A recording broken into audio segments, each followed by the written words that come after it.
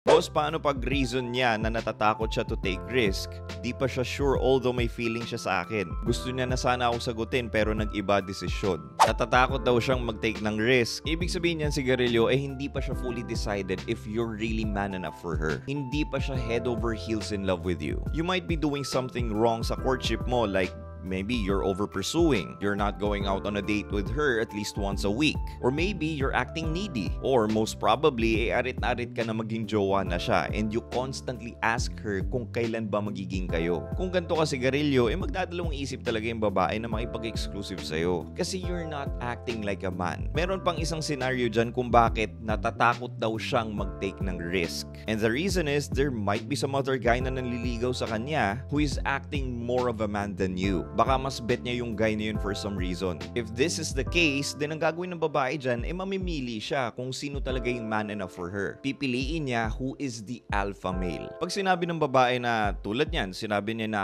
takot daw siyang mag-take ng risk, what that really means is, hindi pa ako sure kung ikaw pa talaga yung lalaking hinahanap ko. Masyado ka kasing needy, etc. Or it may mean na, hindi pa ako sure kasi meron pang isang lalaki na nanliligaw sa akin who is acting more of a man than you. So mamimili muna ako. Whichever is the case though, you should have the kung ayaw mo, wag mo mentality. Kung pinastop ka na sa panliligaw, then you should go like, alright, fine, no worries. Dami pang iba dyan, Diyos ko. But of course, hindi mo sa kanya yung sasabihin ng harap-harapan. What I'm trying to say is, dapat ganyan yung mentality mo. Well, I hope nakatulong ko sa inyo and follow for more. And if you guys want to get my help personally, the quickest way is for you to book a one-on-one phone coaching session with me. You can do that by clicking the link in my bio if you're on TikTok. Pero kung nasa YouTube ka naman, the link is in the description box below.